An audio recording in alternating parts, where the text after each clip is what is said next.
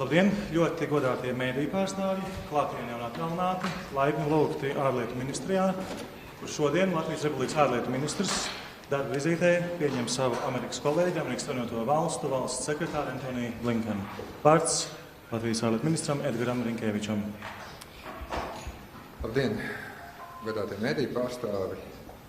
Tikko beidzās ļoti labas un produktīvas sarunas ar ASV valsts sekretāru Antoniju Blinkenu. Tas, ka mēs sēžam tik tālu un ar tādu distanci, nenozīmē, ka mums ir kādas domstarpības. Diemžēl epidemioloģiskais protokols ir jāievēro visiem. Bet es gribētu teikt, ka no savas puses es esmu gandarīts par sarunu rezultātu. Mēs ļoti detalizēti pārunājām drošības situāciju reģionā. Esam pateicīgi Amerikas Savienotajām valstīm par to ieguldījumu, ko tās ir veikušas mūsu reģionu un arī Latvijas aizsardzības veicināšanā.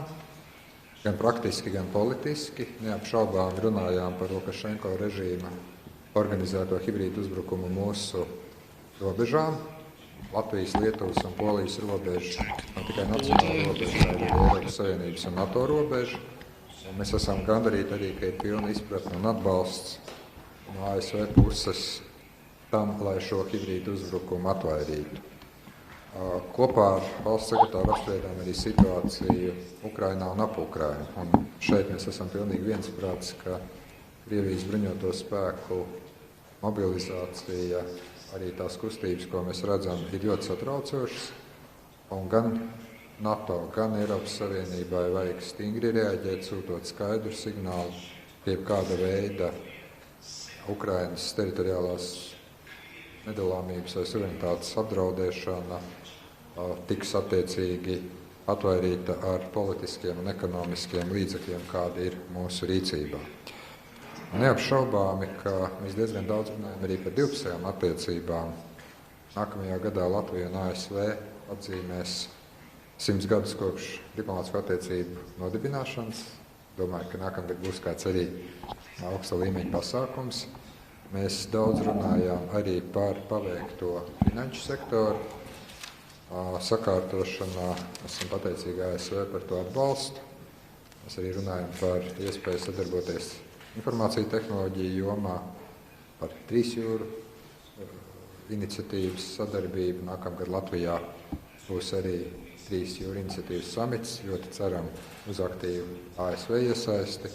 Un arī pārunājām, protams, jautājumu loku, kas skar tagad pēc dažām stundām jau NATO ārlietu ministru sanāksmi, kas būs gana piepildīta. I'll stop here. I know that Secretary does not speak so good Latvian, so he will continue in English. But one more time, Anthony, it's great to have you here, and thank you for great discussion that we have had this morning. Thank you very, very much. Good afternoon, everyone. And Foreign Minister Edgars, thank you so much for both a warm welcome for your leadership and for your partnership these many months, and particularly today in hosting the NATO Foreign Ministerial, which comes, I think, at an important time. You noted that next year our nations will commemorate 100 years of diplomatic relations. During that time, the United States' commitment to Latvia's right to self-determination never wavered, and we are proud now to be allies and partners. This year, indeed, 2021, marks 3 decades since brave Latvians peacefully restored their nation's independence. And it really is remarkable to see how far this nation has come, and our bilateral relationship along with it. A relationship rooted above all in a shared commitment to democracy, to human rights, to the rule of law, to mutual respect and prosperity. Now, these issues can feel a little bit abstract at times. We throw these words around, but I think today we see them challenged in serious ways from autocratic governments that seek to erode the international rules-based order, to the COVID-19 pandemic, to the climate crisis. And in each of these areas, the United States and Latvia are closely allied. We know that no one nation alone can confront these challenges. And it's really why President Biden has made it his mission to revitalize our alliances and partnerships and reaffirm our commitment to NATO. That's very much the message that I shared in meetings today with President Levits, with Prime Minister Karinch, and with my friend, the Foreign Minister. Our commitment to Baltic security and to Article 5, an attack on one is an attack on all, is ironclad. We know that when our allies are stronger and more secure, we are too. And we applaud Latvia for not only meeting the Wales commitment of spending 2% of GDP on defense by 2024, but actually exceeding that commitment. We've been proud to support that effort. We've provided more than $400 million in security assistance to Latvia since 2015 to strengthen its military and also to enhance its capacity to operate side by side with NATO allies. Additionally, NATO has deployed 4 multinational battle groups to Latvia, Lithuania, Estonia, and Poland to bolster deterrence in the wake of Russia's invasion of Ukraine in 2014. This cooperation is vital, and it remains vital in the face of ongoing Russian actions in Ukraine, its increasingly belligerent rhetoric, its recent buildup of forces, its unusual troop movements along Ukraine's border. I'll have a lot more to say about that tomorrow after I've had a chance to consult with our allies in the NATO meetings that start this afternoon. But for now, let me just reiterate that any escalatory actions by Russia would be of great concern to the United States, as they would to Latvia, and any renewed aggression would trigger serious consequences. We go into this NATO ministerial knowing that it's not enough to simply recommit to NATO, but to reimagine the alliance and other tools of the transatlantic partnership so that we can defend ourselves against 21st century threats and seize 21st century opportunities. And here again, Latvia is playing a vital role. Consider, for example, the leadership that Latvia has demonstrated in the NATO Strategic Communications Centers of Excellence, which brings together the civilian, military, private sector, and academic experts to collaborate effectively on countering disinformation. This is crucial, as autocracies are increasingly using disinformation to foment division and erode trust in our democracies. Latvia has hosted the center since 2014. It's its biggest contributor. It's been a leading innovator on this issue, and something we talked about in our meeting. And that includes Latvia's efforts to launch a more coordinated response to beat back disinformation on COVID-19, something that both of us are seeing. As Edgar's noted, Latvia will host the 3Cs Initiative Summit and Business Forum next summer. At its core, this forum is about demonstrating how democratic values can put governments in a stronger place to deliver inclusive, sustainable growth that all of our people are looking for, whether that's by expanding trade, fighting corruption, or investing in infrastructure to create jobs, to connect people and communities, and to increase resilience to a warming climate. Another area where Latvia's leadership has been indispensable is in addressing the challenges posed by Belarus and the Lukashenko regime. Latvia has been a very strong voice in the European Union for holding the Lukashenko regime accountable for its violent repression of the Belarusian people. At the same time, Latvia's government and civil society have stood with Belarusians as they've expressed their democratic aspirations and demanded respect for human rights. That includes providing support to Belarusian journalists and other members of civil society and offering safe haven for many democracy advocates who've been targeted by the regime. We join Latvia in condemning the cynical and inhumane way that Lukashenko regime has exploited vulnerable people to orchestrate irregular migration flows across its borders. And we recognize the right of the Latvian government and others in the region to secure their borders, consistent with international law and the humane approach that's needed. Finally, today marks the 80th anniversary of the beginning of the Rumbala massacre. From November 30 to December 8, 1941, an estimated 25,000 Jewish men, women, and children, most of them Latvians, were murdered by the Nazis in the forest near here. Most of them were executed in just 2 days. We welcome Latvia's efforts to remember all of the victims of the Holocaust, including those killed in the Rumbala, and to ensure that its people know the dark history of that time. And we're grateful as well to the country's ongoing efforts to combat anti-Semitism in all its forms. And we're encouraged by the recent momentum in Latvia to provide a measure of justice for Holocaust victims and their families by addressing property stolen during that time. In closing, let me just say that we're profoundly grateful to Latvia for its partnership, for its friendship, for its leadership in addressing challenges that we face in the region and around the world, in strengthening the alliances that we're part of, in defending the values that unite us and that we care about most. Edgars, thank you. It's as always great to be with you and wonderful to be in Latvia. Many thanks, Mr. Secretary. Lielas paldies, ministrs kungs. Tagad mēs pārējām pie jautājumu sadaļas. Vārds Latvijas pārstāvēji TV3 Ievārna. Lūdzu. Labdien, paldies. Man būs jautājums ASV valsts sekretāra kungam. Sakiet, lūdzu, sakarā ar esošo drošības situāciju, Baltkrievijas īstenoto hibrīdu karu pret Eiropas Savienības un NATO ārējām robežām, arī Krievijas militārajām aktivitātēm, vai Amerikas Savienotās valstis varētu apsvērt palielināt savus spēkus šajā reģionā? Paldies.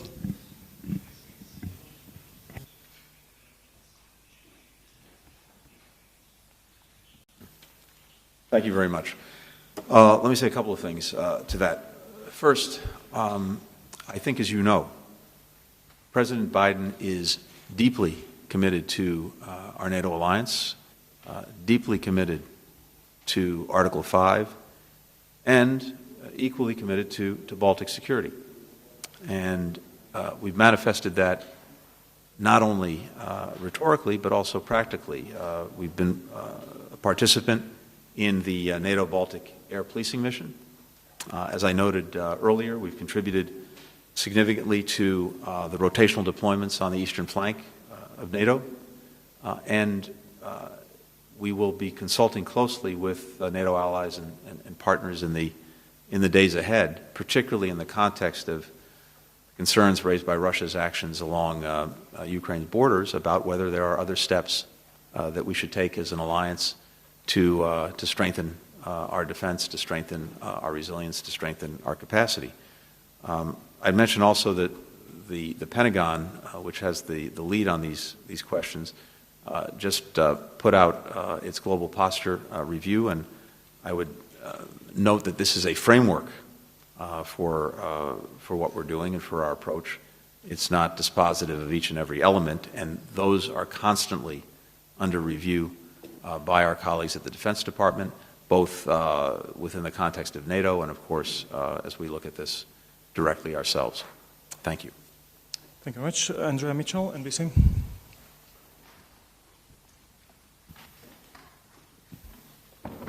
Thank you, Mr. Secretary. Andrea. Mr. Secretary, how do you assess Ukraine's claim of an attempted Russian coup against Ukraine? Could the U.S., what steps could the U.S. take, if you could be more specific, to deter a possible Russian invasion of Ukraine? Will the U.S. help Latvia with U.S. troop deployments on the border because of Russian threats there? And if you could speak about Omicron. You've just come from Africa, where the vaccination rate is less than 10%. Yeah.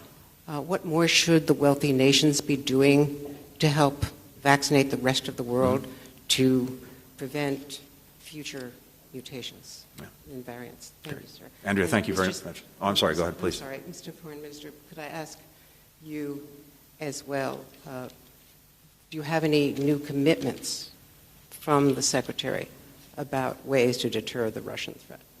Thank you so much. Andrea, thanks very much.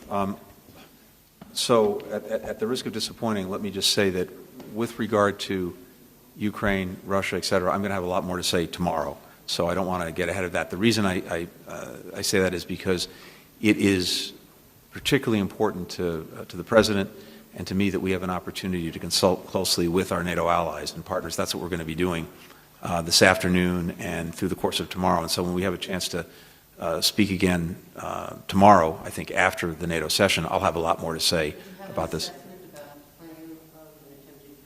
So here's one thing I can tell you, is that we have seen Russia's playbook many times over. And part of that playbook is to attempt to create and manufacture a so-called provocation as justification for something that Russia is planning to do all along. And so whether what's been reported fits into that playbook, I don't know, But as I've already said on a couple of occasions, and again, we'll have a lot more to say about it tomorrow, we are very concerned about the movements we've seen along Ukraine's border. We know that Russia often combines those efforts with internal efforts to destabilize a country. That's part of the playbook, and we're looking at it very closely. But I want to make sure that we have a chance to continue our consultations, which have been ongoing with our allies, and as I said, more to be said about this tomorrow. On the pandemic and on COVID-19, a few things here. First, I really want to applaud and express a real gratitude to South Africa and its government for its extraordinary transparency and also the very important work it did in detecting this new variant and in making it known to the world. That's exactly, I think, a model of responsibility that South Africa has exhibited that we would hope everyone in the world would show, because we are all in this together, and South Africa has performed a vital service to the world in identifying this new variant and making it known. There are three really important questions that we have to get answers to in the coming weeks to understand exactly what we are dealing with. And as the President said, I think just yesterday, this is a cause for concern, but not a cause for panic. And the three questions we have to get answers to are these. How transmittable is this new variant? We don't yet know that. Second, to what extent do the existing vaccines effectively guard against it, both in terms of becoming symptomatic and then, of course, whether it presents a grave danger that defeats the vaccines.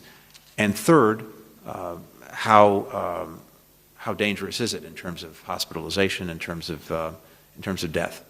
And we don't have the answers to those questions. They're being studied very actively and aggressively by our scientists and by other scientists. And so, depending on the answers to those questions, we will we'll take the necessary steps. Meanwhile, as a measure of extra precaution, we've taken the steps that we've taken, including on the travel restrictions. And again, this is based on one metric and one metric alone, and that is public health, and making sure that we're doing everything possible to protect public health as we get answers to these key questions. To your larger question, which I think is so important, and something we've been trying to put a spotlight on for many months, and we keep repeating it, but I think what's emerged in Southern Africa just underscores the point. We know that none of us will be fully safe until everyone is.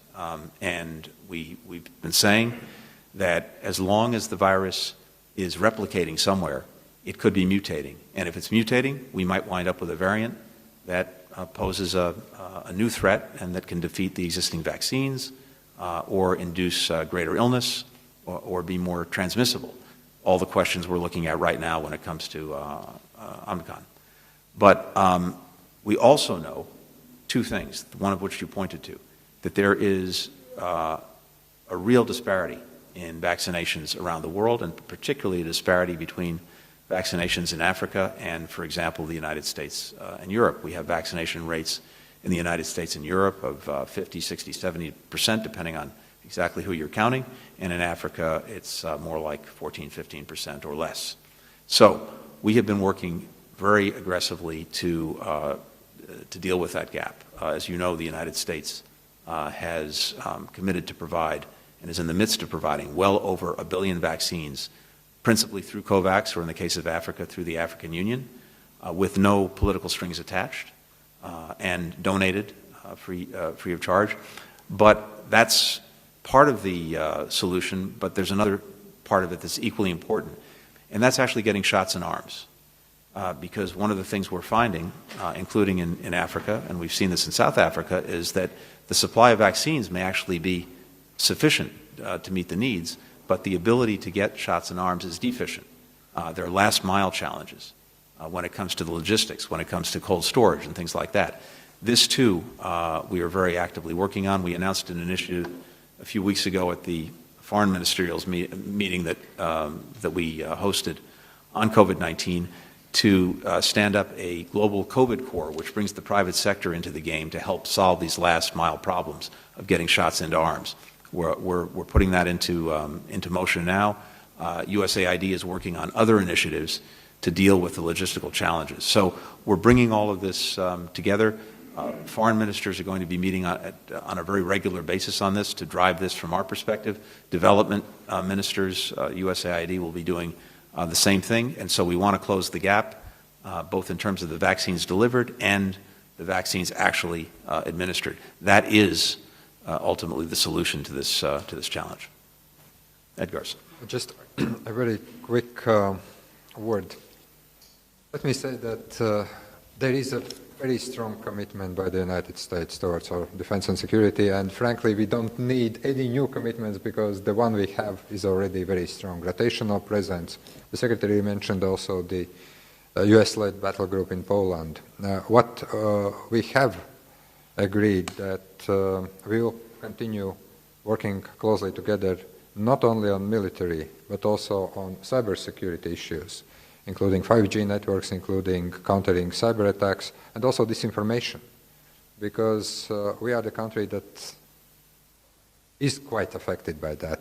But I'm also very pleased to see that the Global Posture Review that has been published by the Defense Department is actually, from our point of view, the good news, because we see that the commitment to Europe by the United States is there. And we do believe that in due course, also assessing risks and threats that we are facing, we will be able to adjust through bilateral and also NATO channels. And a very quick word on vaccines, because I think it is very important. Also Latvia, well, we are not probably the richest country in the world, but we understand that it is very important to provide vaccines to countries in Africa. We have done it already through COVAX mechanism and also bilaterally to Kenya, to Tunisia. And I think that what we are seeing right now, it is important, of course, to fight COVID in our countries. But if we don't address also countries where the vaccination rate is very low, then those mutations will come back and we will be fighting that pandemic more and more, and we will have to restrict movement, we will have to restrict our daily life, and I think that the realization that this is the global effort is slowly coming to everyone.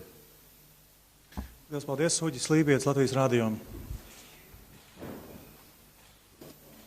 Hello, I would try to speak in English and to Mr. Secretary.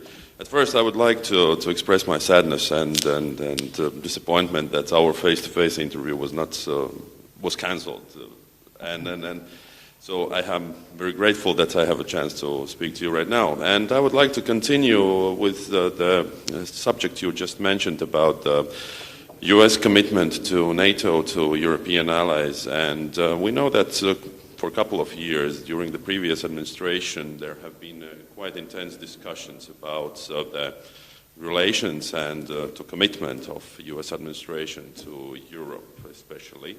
After that, we saw the quite messy withdrawal from Afghanistan, which again intensified those discussions.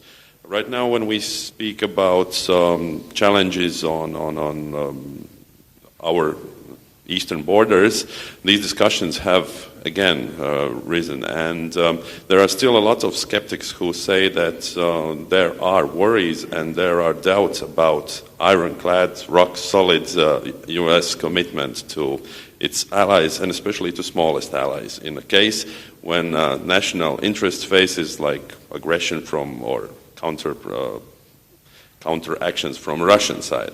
So I would like to ask you, what would be your message to those who are quite skeptical, and how to reach those who are skeptical, and also in such countries like Ukraine and Georgia, which is also very important for them. Thank you. Thank you very much. Two things. First, I would say that President Biden has a long and strong track record when it comes to a commitment to NATO, to Article 5, to our alliance, and so there's a deep history there that people can refer to. But ultimately, what I would say to you and say to anyone else is, don't judge us by what we say, judge us by what we do. That's the ultimate test. So let's see what emerges from the meetings that we're having this week. I think you've already seen, based on the NATO summit that took place at the leaders level, a strong recommitment to NATO, not just rhetorically, but in the work that we're doing to modernize the alliance, to be able to deal with the challenges that we face now, including many of the challenges that Edgar's referred to in gray zones and in hybrid tactics of one kind or another. There's a determination to do that and a program to do that through a revised strategic concept. The last time NATO published a strategic concept was in 2010, when Russia was considered a partner. China wasn't mentioned, and most of these hybrid methods of aggression didn't exist or were not known. So this is very important work, and I would focus on that and making sure that we do the work, as well as the commitments that countries are making, including the United States, to defense and to deterrence.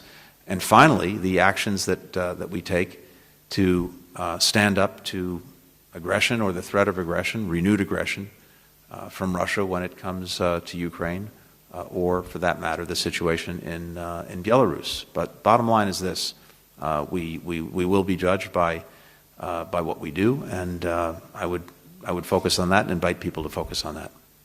Thank you. Very much, and we have time just for one more question. Alexander Yanievsky, Voice of America, over there. Thank you, Mr. Secretary. Talking about China, so recently China and Belarus signed a memorandum on military cooperation, and I would like to know what's the United States' take on that. And following up on Ukraine, also Belarus is now conducting military drills with Russia on southern border, and what's your take on that as well? Thank you. All right. Thank you.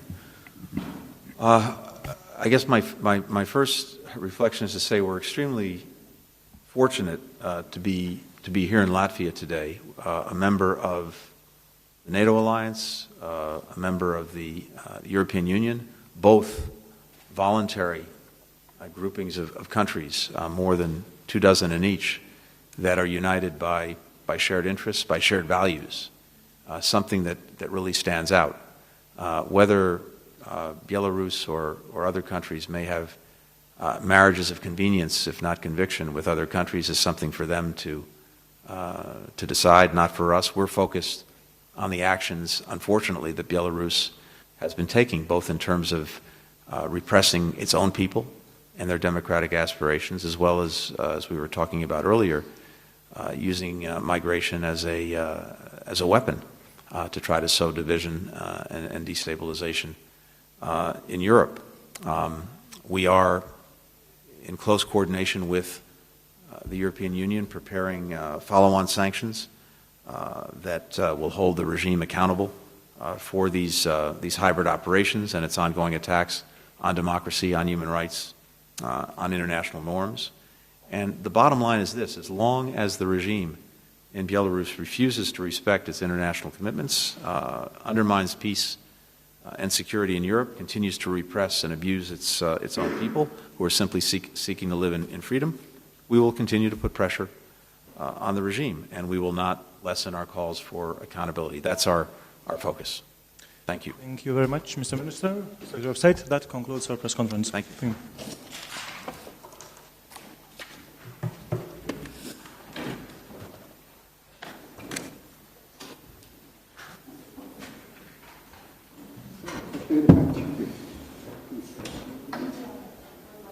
Tas